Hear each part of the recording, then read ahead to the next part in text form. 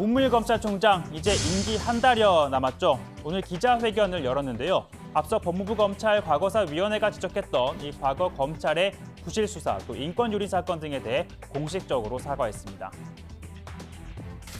국민의 기본권 보호와 공정한 검찰권 행사라는 본연의 소임을 다하지 못하였음을 깊이 반성합니다.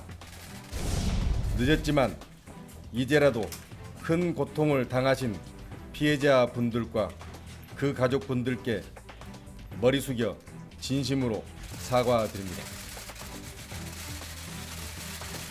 자, 아울러 국민의 기본권을 보호하는 책무를 다하지 못했고 또 정치적 사건에서 중립성을 엄격히 지키지 못한 점에 대해서도 사과했습니다.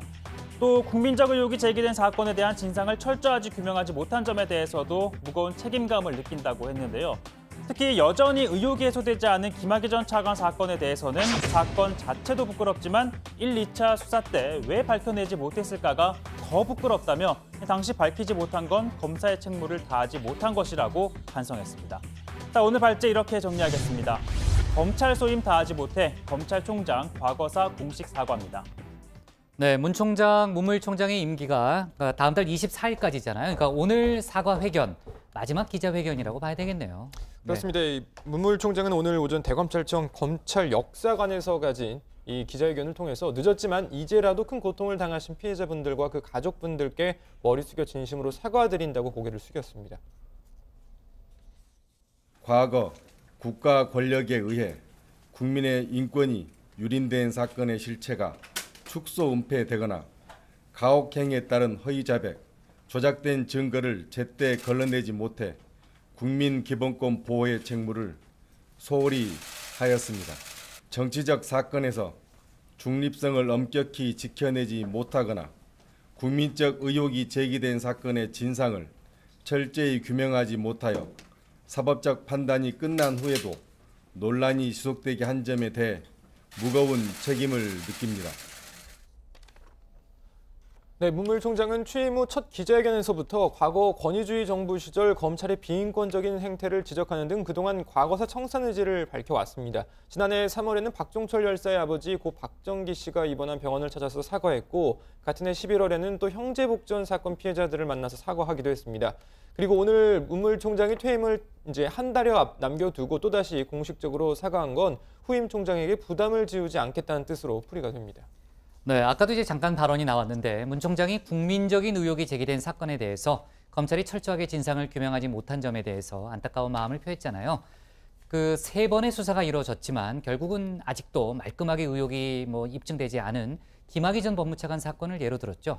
그렇습니다. 일단 콕 집어서 얘기를 했습니다. 사건 자체도 부끄럽지만 검찰이 1차, 2차 수사 때 이거의 진상을 밝히지 못했을까가 더 크게 부끄럽다 이렇게 얘기를 했습니다. 이 3차 재수사 결과 국민적 의혹 해소됐다고 보느냐 이런 질문도 나왔는데요.